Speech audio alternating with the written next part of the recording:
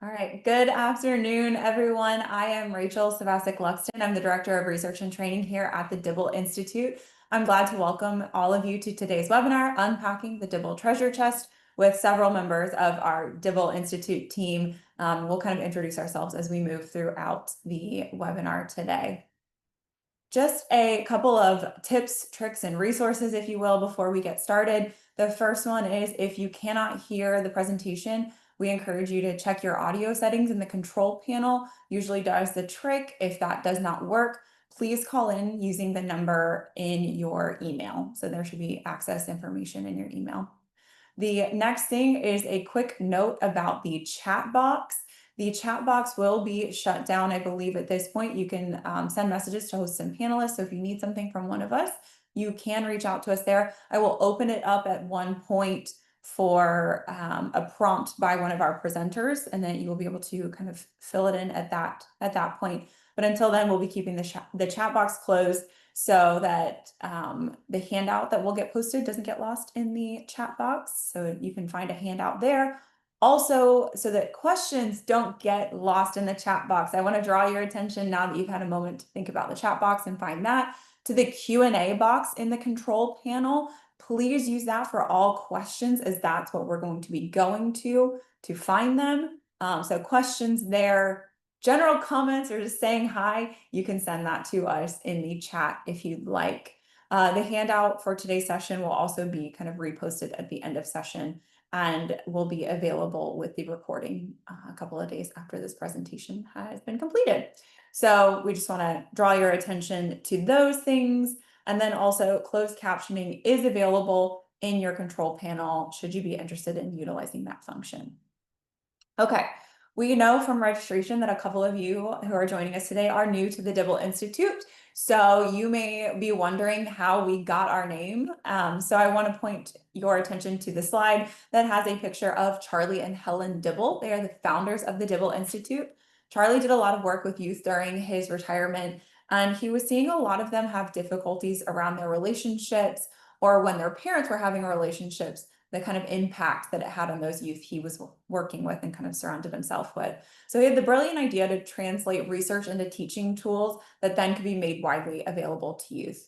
So that's how the Dibble Institute came to be. And while we are not a direct service provider, we develop research-based practices and tools and make them available for youth and organizations like many of you here who are serving young people in your community. We are a national independent nonprofit organization. We have clients all over who are providing direct services because, like I said, we are not a direct service provider. And last year alone, based on our very conservative estimates, we believe that our clients reached almost 115,000 youth based on materials purchased. So we're very grateful to all of you who are here doing the important work with young people who maybe are also interested in starting doing work with young people. We are grateful for each of you here.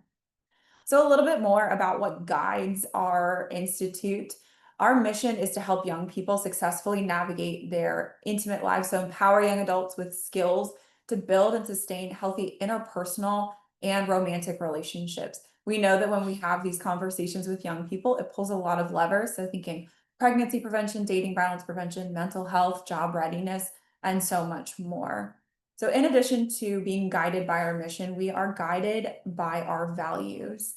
We're big believers in research. All of our programs are research-based, and we continue to strive for evaluations of our programs to demonstrate their impact and their effectiveness. That also means that updates to programs are made as new research becomes available. We'll highlight a little bit of that today.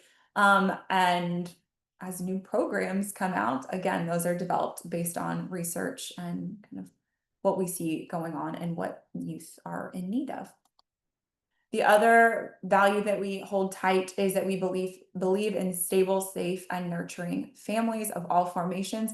And that is our goal for young people, to have these families, be raised in them, and just kind of continue that.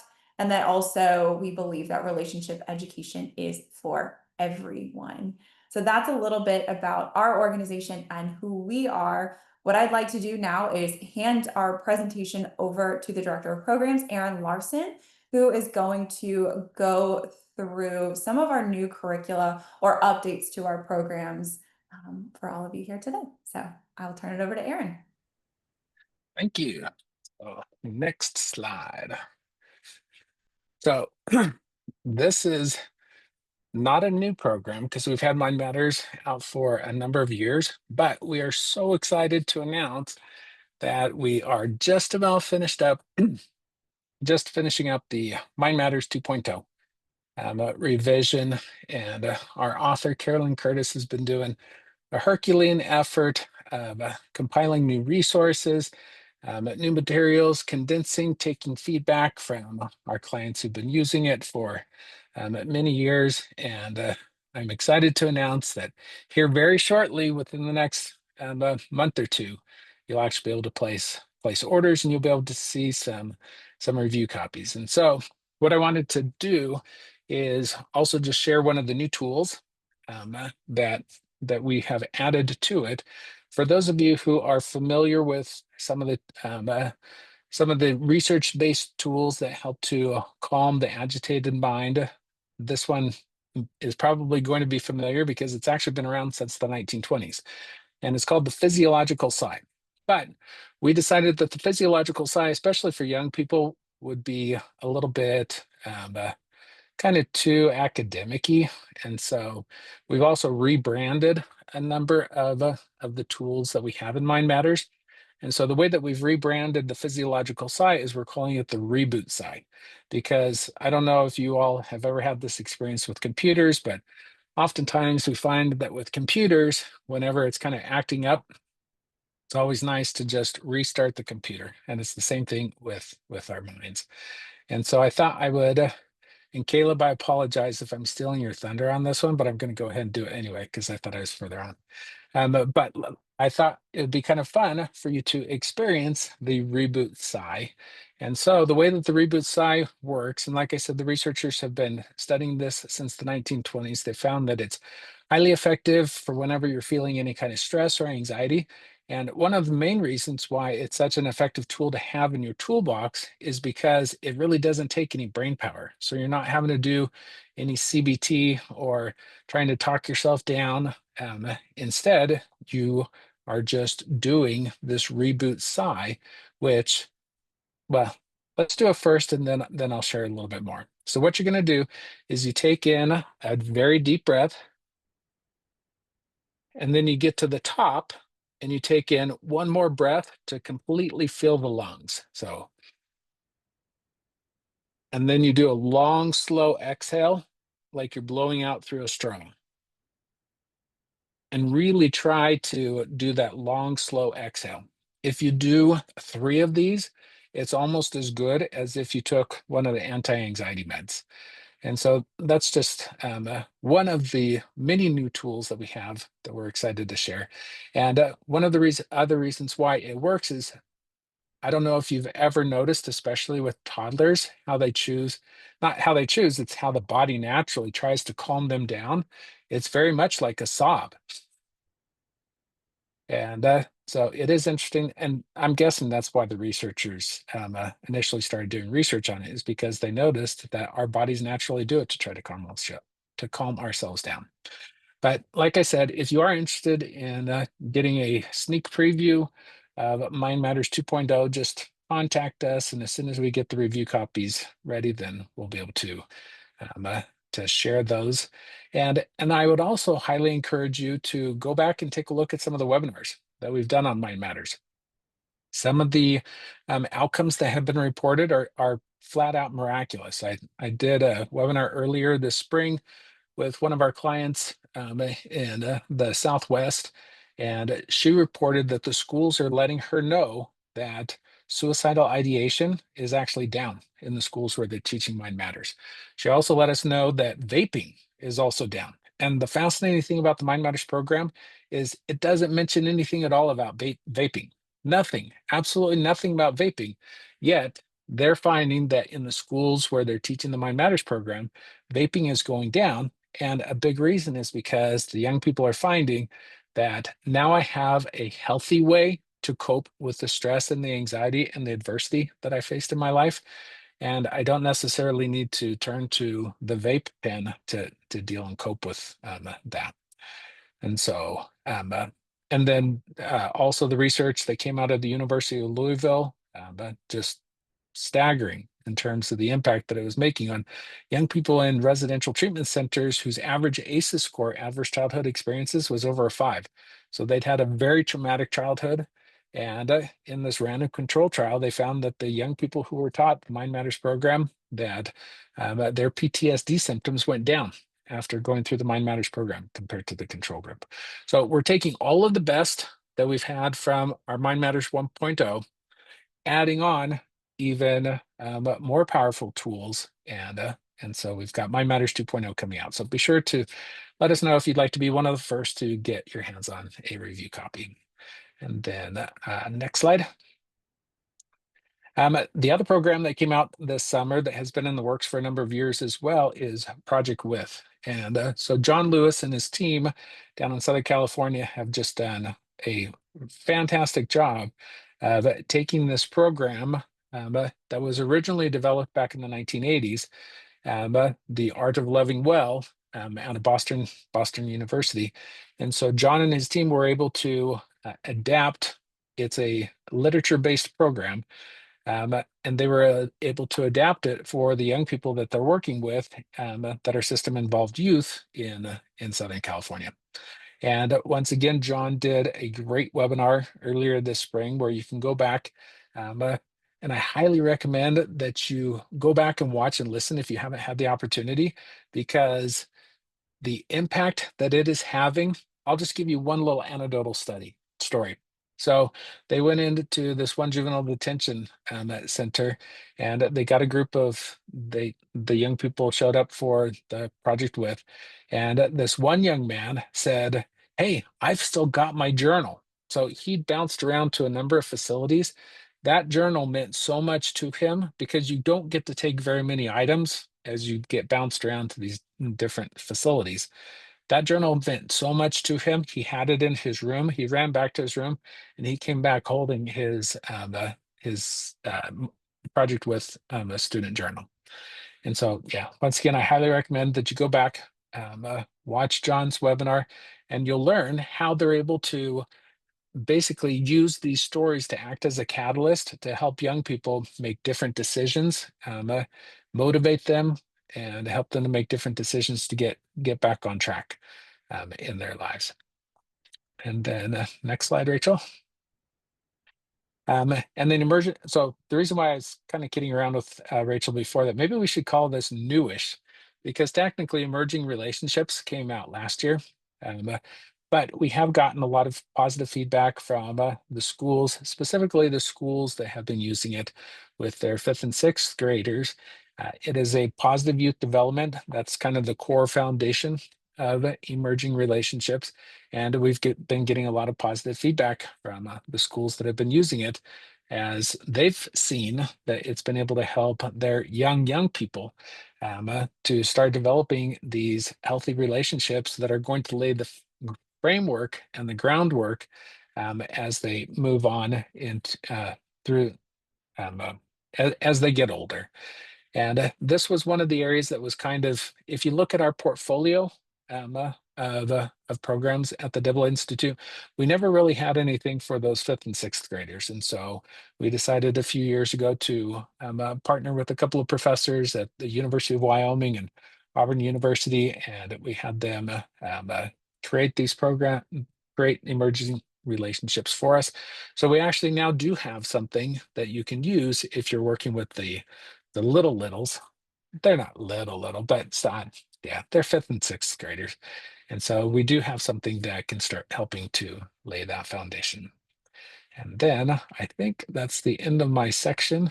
And I just cut my time perfectly.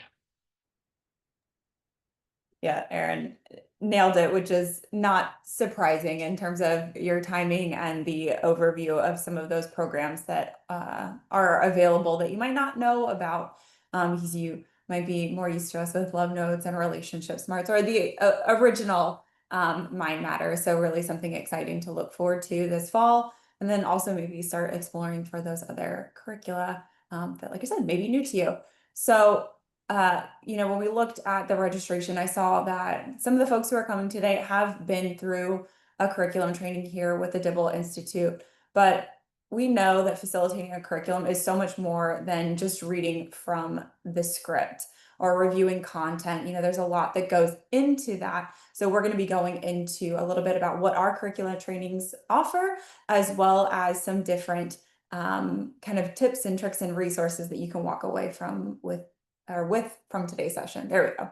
So the first thing I want to talk about is our curriculum trainings and what's available. These are questions that we get often. Do you do these? Are they just online? Can you do in-person trainings? What if we have a small group? What if we have a large group? Just one person, we do it all. So we do offer our virtual trainings in our programs. Some of those trainings are offered as on-demand trainings, depending on what you need. They're also live, highly interactive, highly engaging trainings. So they're not a sit and get. We're having you experience the curriculum as hands-on as we can in these virtual sessions, so that you are the most prepared that you can be when you go out to implement with your young people. Same thing with in-person. We're starting to see these pick up more and more. So if this is something that you're interested in, we'd be happy to have a conversation with you about what it looks like to initiate an in-person training. It could be with one program, it could be a combination of programs, and how we can meet those needs for your group. Do you have a small group? Not a problem. We can come to you, or you can attend our virtual trainings. You can either purchase a couple of seats individually, or we have some contract options that may be worth exploring for some of you who are in the process of hiring and bringing on staff, that make attending training even more cost effective for you in the long run. Same thing with a large group. We have worked with organizations that need up to 50 people trained. We've got one coming up that has 45 people in it, and we really work to accommodate those needs. Again, if there's just one of you and you're like, well, I want to go to a training, but I don't know if it's just me, what that would look like, we'd be happy to welcome you into one of our virtual trainings, so that you can hear also from the perspectives of other organizations that are implementing our program throughout the country. And I think that's one of the other really valuable experiences of our virtual trainings, is you get the opportunity to meet with individuals from other spaces serving in different settings, and really kind of use each other's skills and experiences to inform how you're going to implement the curriculum moving forward, with the guidance and support of our experienced facilitators, which is another thing that we find to be really valuable, is that those who are providing you with these tips, tricks, and insight throughout the training are actually people who have implemented the curriculum themselves and have that, and are speaking to you from their own experiences, whether it's past or present experiences with implementation of the curriculum. The other thing that's really helpful with these curricula trainings is, while they may not be required, if you are needing to adhere to a curriculum and fidelity to a curriculum, whether it's based on your grant or agreements that you have with sites or schools, or just your organization's approach at implementing programming, our trainings help with understanding how to stick with fidelity to the curriculum, what adaptations are acceptable or allowable. So we talk about green, yellow, and red light. And we like to go through these things in a training so that your team has an understanding of where and how they can move without stepping beyond kind of the bounds of fidelity to the program.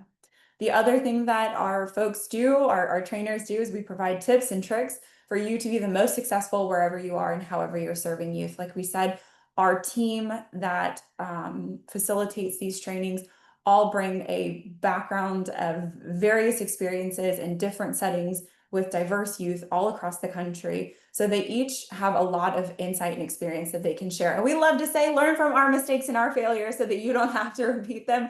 And also, some of those things that we found to be really helpful, you've got extra tools and tricks in your back pocket when you go out to implement. So you don't necessarily have to go through those learning curves that we did when we were out facilitating and implementing the programs. So what are people saying about our trainings? I just wanted to pull one of those because we continue to receive really high ratings and quality reports about our facilitation or our training experiences, whether they're online or in person. And this one really kind of gave me the goosebumps and made me really proud of the team that we have and the trainings that we provide. So the training was such a needed refresher. The energy and the flow that the facilitators brought really helped bring ideas for how we will facilitate moving forward. I was excited to go each morning, and that is the feeling I want all of our participants to have. So if you've been on the cusp, unsure if you want to come to a training, hopefully this will help kind of push you into that decision of yes. And if what I just gave you as a brief overview of what we offer isn't enough, I'm going to go ahead and turn it over to one of our training specialists, Caleb Cook, who is going to walk through some different resources and provide you with some tools that you can learn in attending some of our trainings. It's just a taste of them, though. So, Caleb, I'll go ahead and turn it over to you. Awesome. Good afternoon, y'all. I'm so glad that y'all are here.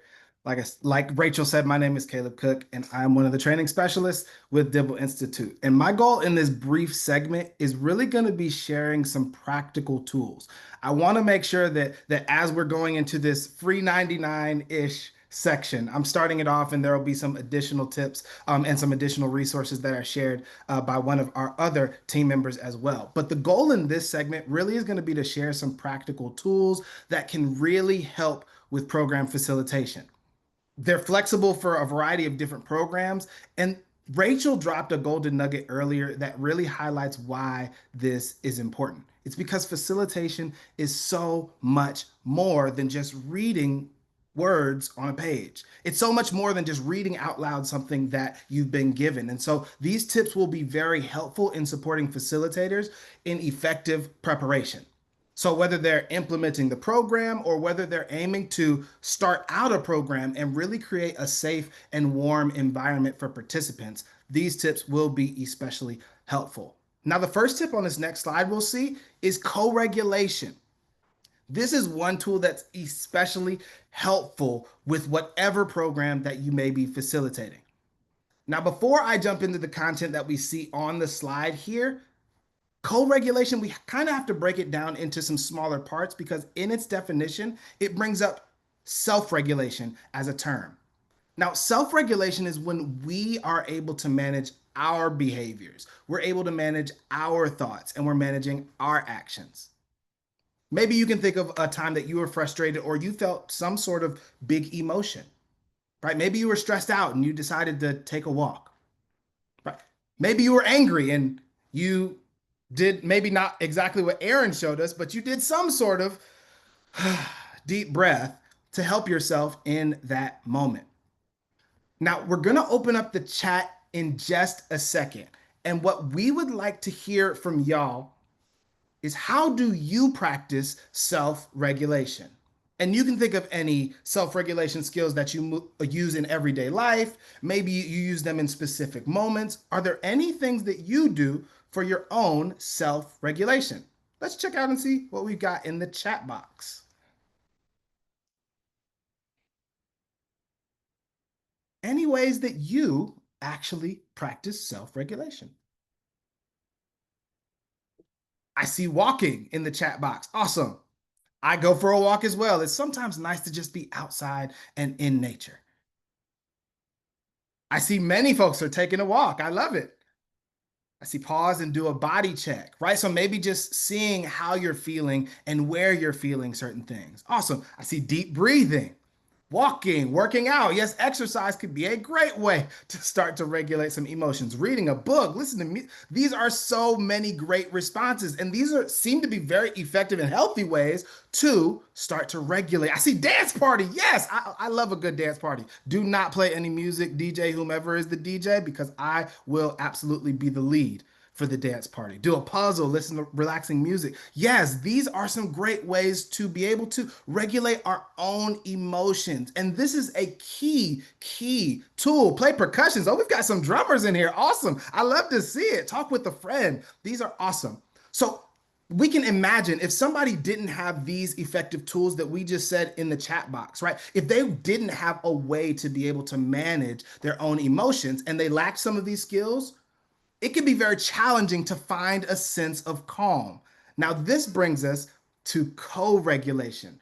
So this is very similar to what we see in the image on this slide. It's when somebody's storm is meeting our calm, and it might be vice versa. Maybe our storm is meeting someone else's calm, and it's able to help balance and regulate the emotions that are being experienced at large. So It involves one person really helping another in managing those emotions. As we see in this definition right here, it could be internal or external stress, but it helps us to return back to a calm state. Now, this is especially helpful when you're wanting to create a warm environment. And if you're facilitating a program, chances are high that you want buy-in and you want participants to feel safe and comfortable when you're discussing these topics. As a facilitator, we want to make sure that we're going over the curriculum, but we want to make sure the environment is safe and we're able to model some of these skills. Now, on this next slide is one of my favorites that I often find myself using in my everyday life, but I want to name a few others that can be especially helpful when facilitating a program. One, you could start with creating some expectations for the session and making those clear for participants. They may not know what's next, and so that could create some angst. So creating some class expectations, even collaboratively with the participants. Coming in every day or every session and building rapport with those participants, engaging with them, and even you yourself modeling emotional competence. But the skill we see on this slide is a wonderful resource. This is from Mind Matters, and this is such an easy resource to be able to use. I always have it in my back pocket because I can always remember 5, 4, 3, 2, and 1. All right. So what I'd like for us to do is to take a moment and have a moment where maybe we can experience some co-regulation. So what I want you to do is I just want you to take a moment and find yourself seated comfortably. Find yourself seated comfortably and find your natural breath.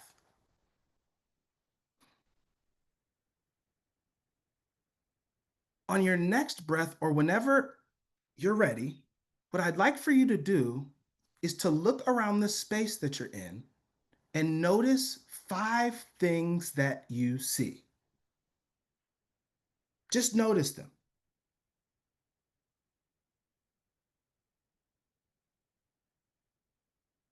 Once you've identified 5 things, see if you can notice 4 things that you hear.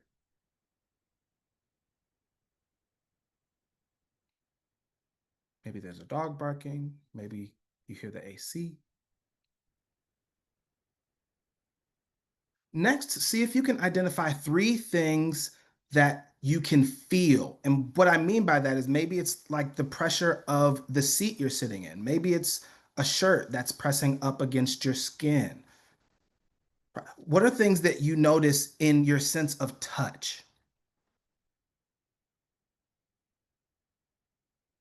Next, see if you can identify 2 things that you smell. Maybe you're smelling late lunch or the remnant of. Maybe you smell perfume or cologne or a candle. And then lastly, what's something that you taste on your palate? Something that you can taste.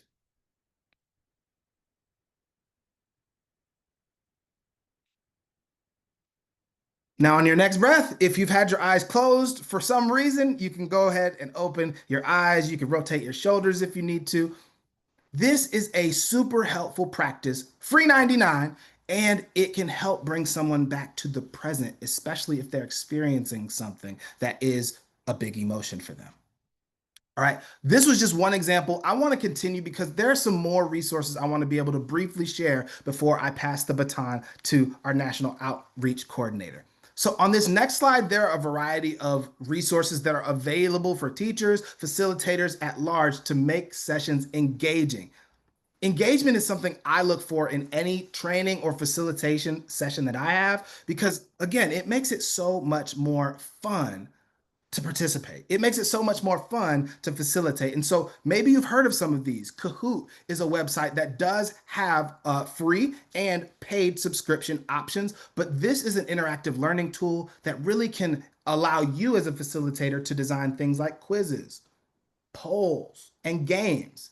And the same is true for Menti and for Wayground, which used to be called Quiz as well. But each of those have specific benefits. Mentimeter I often use for things like word clouds or collecting thoughts live, etc. And Quiz is a just very fun way to be able to create fun engagement and test the knowledge of your participants.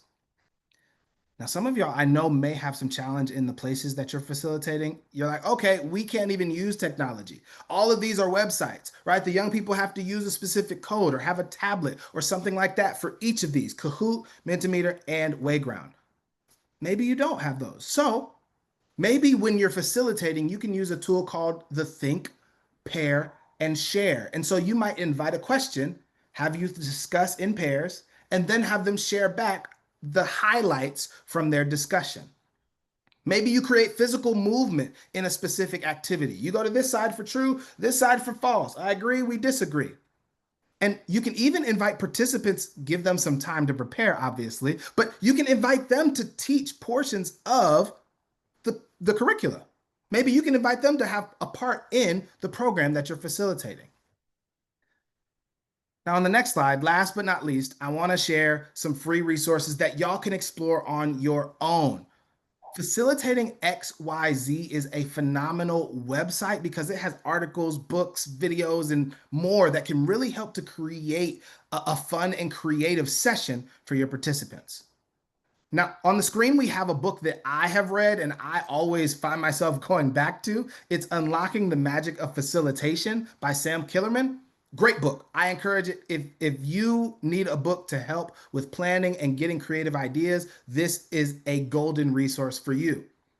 Now, if you don't want to buy it where all books are available and things like that, like Amazon, etc., you can go to Facilitation XYZ and actually see a PDF form of each of the chapters. So again, they've got all sorts of stuff, icebreakers to start your session, ways to make each session interactive and engaging. And maybe some of those would suit you and serve you and your team. Now, at this point, what I'd like to do is I'd like to open the opportunity for Joanne, our National Outreach Coordinator, to share some additional resources because we've got all sorts of things, even on our website, that may very well help you as you're planning for your next sessions. Joanne? Thank you, Caleb. And who doesn't like free resources, right? And we have a ton of them on our website. If you go to our tab called Free Resources, this is what you will see when you go there. We have 12 different titles under the free resources. And if you wanted to spend a whole day surfing on this particular section, you would end up in information overload. We want to briefly just look at the 5 most visited places here because we don't have all day to spend looking at these. But I encourage you to go and look at these. Some of these you may have been to and don't even know it. I bet some of you have already been to the free newsletters. That's maybe how you found us, maybe how you got there today. Also, maybe some of you have been to Mind Matters or some of the other different tabs, but we're not going to be able to go to all of these today. So let's go to the next slide and talk about movie guides. We have a bunch of free movie guides because we know that movie guides show relationship concepts in compelling ways. And you can use these clips from movies that will help you to show relationships and stimulate conversation. And you can use those within your different programs that you're doing. So over the years, people have asked us about different movies, and we have made these available to you, and they are really fun to add. Now, on the next slide, you will see an example of a movie guide, and that is from Inside Out. And Inside Out is actually referenced in Mind Matters. And so I wanted you to see what some of our movie guides look like. I think that you're going to find that you want to use some of these to bring them into your different programs. Let's go on to case studies now for the next slide. Case studies are a great way for you to learn how others have used some of our programs to incorporate them into the work that they're doing with youth. And in our case studies page, we have them sorted 4 different ways. You can sort it by the setting, the curriculum, the region of the United States, and their funding source. So, for example, if you wanted to know who's using Love Notes, you can click on that and it'll bring up the case studies that we have using Love Notes. If you wanted to know, who's doing group homes, work in group homes, click on group homes, and then the case studies that are related to group homes will pull up. Or if you wanted to know who's doing work in your region, pick that region and it'll come up. And then if you're interested in different funding sources, say like juvenile justice funding, click on that. And then those case studies using juvenile justice funding will come up. So you're going to find these are very helpful and give you some good ideas.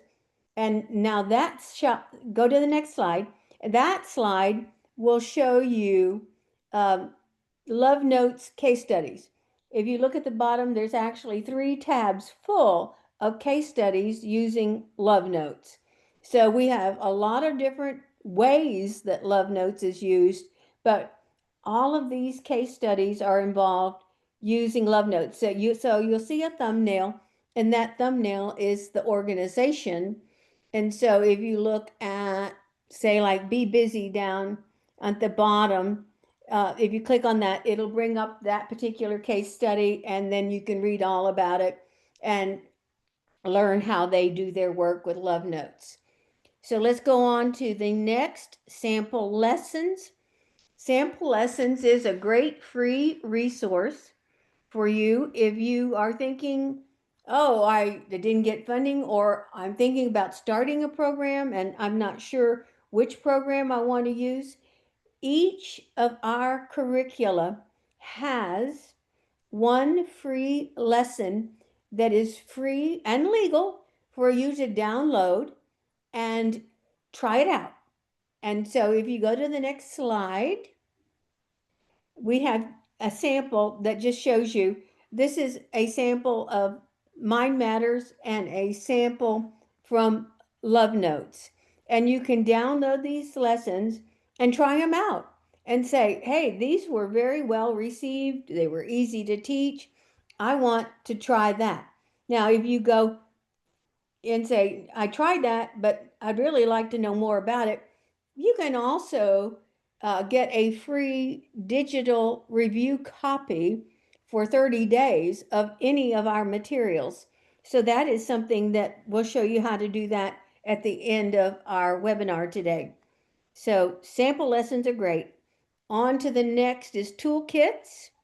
And toolkits are something that we provide for every major grant opportunity that comes along. Now, we don't do grants ourselves, but we help people that want to apply for grants. And so these toolkits provide a lot of information and a lot of things that you can actually cut and paste and use into your grants. So we help you to complete grants by doing these toolkits. So some of the grants are federal, some are state, some are local, but we encourage you to do multiple grants so that you're not dependent upon one source of funding, and it'll make your program a lot stronger if you have multiple funding streams. So now the big question is, what about funding and what about grants? So now it's time for us to talk about grant funding, and we have grant funding as one of our tabs. Right now, you're looking at 3 different current grant funding opportunities. If you were to go on our website right now, these are opportunities that are open. They're closing. One is closing October 31, one December 31. These are opportunities. They're not like full program program funding opportunities, but they will help to strengthen your program. And by having diversified funding streams, that does make your program stronger, and it makes it look stronger to other funders as well. So look at these, and as we find more, we continuously add them to our offerings down here for you to see if they're in your region or if they would work for you. And now we are going to bring back Aaron so he can talk to you more about upcoming funding opportunities that are down the pike a little ways. Exactly, out there on the horizon. And I mean, it would be wonderful if the Dibble Institute had some massive endowment, kind of like Harvard, and then we'd be able to provide all of the resources for free. And we'd be able to support your work with funding. But unfortunately, we don't have an endowment. And so what actually keeps the lights on at the Dibble Institute is the sales of the programs and training that you guys provide. Because at the end of the day, our goal is to try to get this research evidence-based information into the hands of as many young people as possible. And so we recognize and realize that in order for you to do that, because more than likely your organizations aren't also sitting on a Harvard-sized endowment, that you do need access to some funding. And so I wanted to share real quickly about some of the things that are on the horizon. Right now, I realize that our government is shut down. They're arguing over the federal budget, but the good news is, at least in the Senate Appropriations Committee is doing some wonderful bipartisan work. I mean, they passed the HHS budget on a 27-3 basis, and in that budget, they did include a full $35 million for the sexual risk avoidance funding.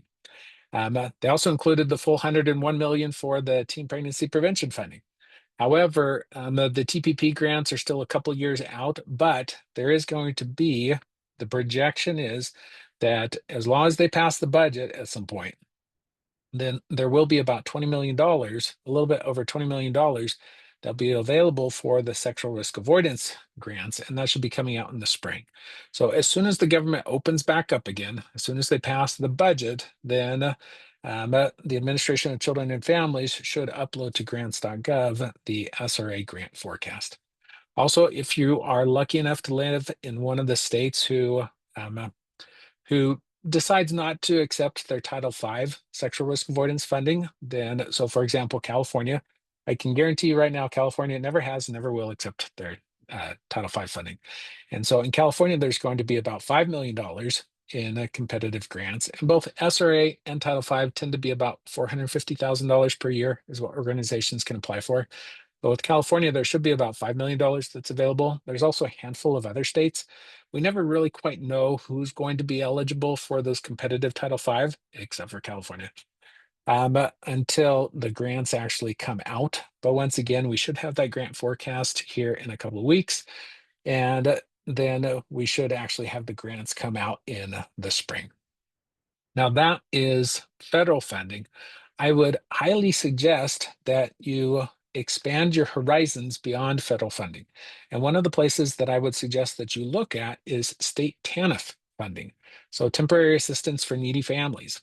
And the reason why is because 2 out of the 4 pillars that what the states are supposed to be spending their TANF money on actually have to do with relationship education and teen pregnancy prevention. So one of the pillars is that they are to use the funding to reduce out-of-wedlock pregnancies, because the researchers have found that out-of-wedlock pregnancies tend to increase the number of people who end up on TANF. So one of the ways to prevent people from needing to get on TANF is to help prevent the pregnancy from occurring in the first place. And so you can go to the governor's office, you can go to the state legislatures, you can go directly to whoever administers TANF, and to let them know that you have access to this Love Notes program that is evidence-based, that has been shown in a 5-year federal evaluation that the teens who were taught the Love Notes program were 46% less likely to get pregnant. So there are some states who are using their TANF funding to pay for teen relationship education, teen pregnancy prevention. And there's a lot of states that are sitting on some very large rainy day funds. In fact, in the state of Tennessee, it got so embarrassingly large, over $1 billion in the rainy day funds, that the state legislature actually mandated that they start spending down the rainy day funds. And so a lot of it did go into relationship education. Another avenue that I've seen people take is to go directly to the state legislature. I know of somebody down in Arkansas who went to the state legislature, made their pitch that, hey, we really need more sexual risk avoidance funding in the state of Arkansas. And so that organization got a specific set aside of like $4 million a year just to do sexual risk avoidance. So if you have connections in the state legislature, now might be the time to kind of exercise those. Another one that I recommend that you possibly consider looking at is your nonprofit hospitals. And you're probably thinking, what does relationship education have to do with nonprofit hospitals? Well, I'll give you one example. So in Austin, their nonprofit hospital spends a little over $20 million a year on community outreach efforts. And there were a couple of organizations who went to the nonprofit hospital and said, hey, one of the health issues that our community faces is teenagers, when they get pregnant, it tends to be a much higher risk pregnancy. If we could prevent that pregnancy from occurring in the first place, it helps on many levels, but it also directly helps in terms of the health. And so whatever committee it was on the nonprofit hospital board, they decided, yeah, you know what, that's a really good idea. And so they were able to get their funding from that source. And so there's lots of places that have access to the funding. You just need to be able to make the compelling case that what you have to offer is going to address one of the needs that they are dealing with. And so we wanted to leave some time for questions, so I should probably wrap up on the funding. But I'm also happy to talk with anybody about future funding, et cetera. So just reach out. Thanks, Aaron. I was going to say, I'm sure that this is always a hot topic that people are ready, willing and waiting to hear more information about that might be available. I do want to note, hopefully everybody is signed up for our newsletter, because as Joanne was mentioning, this is a place that we will provide updates to funding sources. They may not be as large as some of these grants that Aaron has mentioned in terms of those bigger federal grants, but they can also continue to support the great work that you're doing and maybe local to your area. So even less competitive in that sense than a larger federal grant. So like Aaron said, we wanted to take a moment and leave this time open for any questions that you all might have, whether it's as a current grantee, a current Dibble client, a potential Dibble client. We are here and happy to offer our support and share our knowledge that might be useful for you. So while we wait for a question or two to come in, I want to see Aaron, Joanne, Caleb, is there anything that you all want to share since we have a little bit of time right now?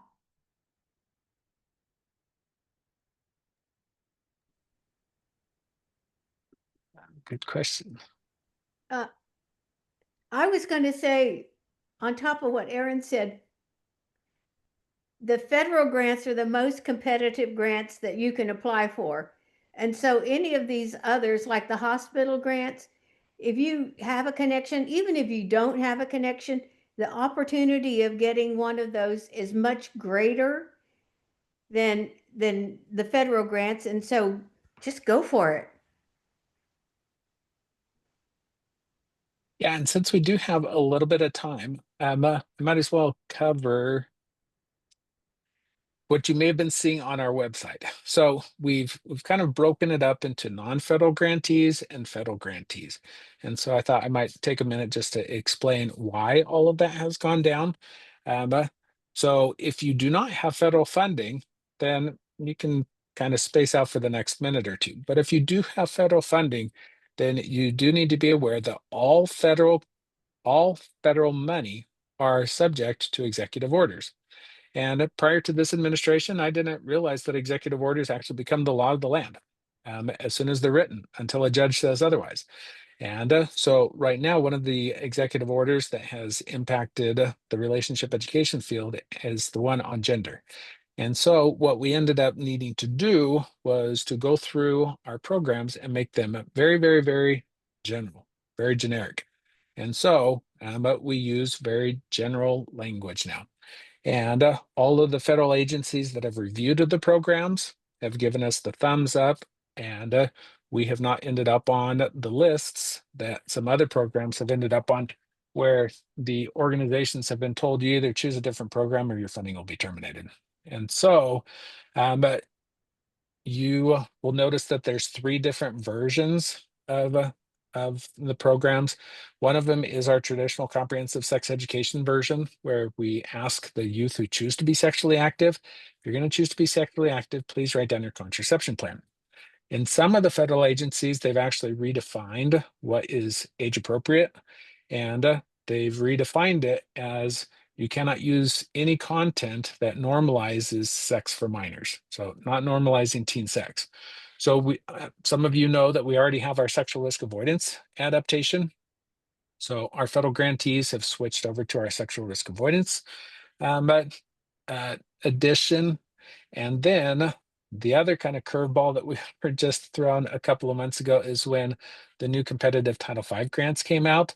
And those ones made it very clear that it isn't just about sexual delay, which is what the sexual risk avoidance is about, is not normalizing teen sex. And in that version, we don't ask the kids to write down their contraception plan. Instead, we talk about contraception within the context of adult relationships and future oriented. But the recent competitive Title V grants that came out made it very clear that it is abstinence 100% until marriage. So no sexual contact at all. So quickly made some little revisions to the programs, adjusted some of the language. The nice thing is the programs that we offer at the Dibble Institute are comprehensive relationship education programs. This is the little minor changes that we've made don't have anything to do but with any of the core activities, nothing to do with the theory of change.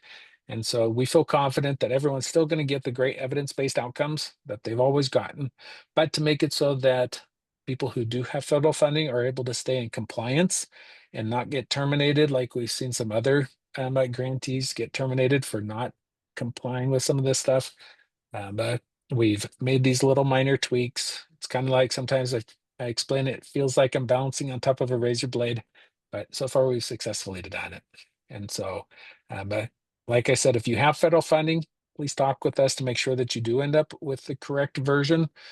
But we're being super flexible and trying to help you out financially as you make this transition. If you don't have federal funding, don't worry about it. Just keep using the versions that you've always used. There is no difference really between 4.0 and 4.1 besides these little language tweaks. Yeah, so Aaron made a good point. If you're exploring the website, we've tried to make it easier for folks to navigate. But that being said, if you have questions or questions kind of come up as you're exploring this and trying to figure out, based on the funding that you receive, where do you think you might land? Or just more curious, we'd be happy to get on and have a conversation with you. So please feel free to reach out. We've got our generic email at the end, but also you can reach out to any of us directly by typing our first names and then at dibbleinstitute.org. So we are here and happy to help. I did have a question come in through the chat from Linda asking if the Dibble Institute evaluates curriculum for it to be considered evidence-based. Thankfully, so yes and, right, the good old yes and piece there. Aaron had talked about some of the research that's been done that has come through federal funding, and some of the evaluations that have been conducted on the curricula have come through federal funds. There are times that the Dibble Institute comes alongside an organization and offers some additional funding to test against a control group or to bring in a comparison group so that we can continue to explore and examine the efficacy of our curricula in different settings or on different outcomes. So there are some times, so keep an eye out for that, where we're wanting to help folks continue to do great work and do some evaluative work as they are implementing the curriculum. So there are some times that we are also kind of posting those notices with the expectation that there is some research compiled and collected and either published on, or some sort of report is compiled based on that. So yes, we strive to have our curricula evaluated at the highest level and kind of achieve that gold star standard for evaluation. You can contact me, Linda, or if you'd like we'll have Linda asked who to contact about this. So you can contact me if you'd like. We're going to have a short survey at the end of the webinar presentation. So you can go ahead and indicate that you'd like more interest there, and we can make sure that we reach out to you after the presentation today. So I just want to see, we've got some folks saying thank you. Any other questions, or Dibble team, anything else you want to highlight before we let folks know what's to come next month? No. Okay. Well, we just want to say thank you to everybody who is here. Hopefully there is some little wisdom of gold that you found as we unpacked our treasure chest that you can take with you moving forward. If you're new to us, we hope you come back. We hope you want to learn more about our programs. And like we said, we're always here and happy to support the great work that you all are doing with your young people. And we're so grateful for that. Speaking of what's next, like we said, our team is here from you. So we do offer curriculum assistance. You get 2 hours of teaching and facilitation kind of support with a multi-group agreement contract. And we also have many people on our staff, like Joanne, for example, who would love to come alongside any grants that you may be working with, or just programmatic implementation, and offer their support to help you your efforts and to help you achieve the goals that you have set for yourself. So just know that we are here. If you're interested in exploring more and learning more about that, please indicate that in the follow-up survey. Thank you to our team for coming on and sharing your wisdom and your insight. Thank you again to everybody who joined us today. Brief survey, I've already mentioned this a couple of times. The webinar for today will be available in a couple of days. We'll also have a list of resources. If you need a certificate for this, please email kim@dibbleinstitute.org. She'd be happy to do that. And we hope to see you at next month's second Wednesday webinar, which is a lot harder to say than it sounds like. And that will be on November 12th, Love Notes and Life Lessons, Building Resilience Among Youth Where It's Needed Most, from a wonderful professor from Utah State University who just actually did a publication on Love Notes. So we'll be sharing more with you as we get closer to that date. Thank you for joining us, and we hope to see you all again soon. Have a great day, everybody.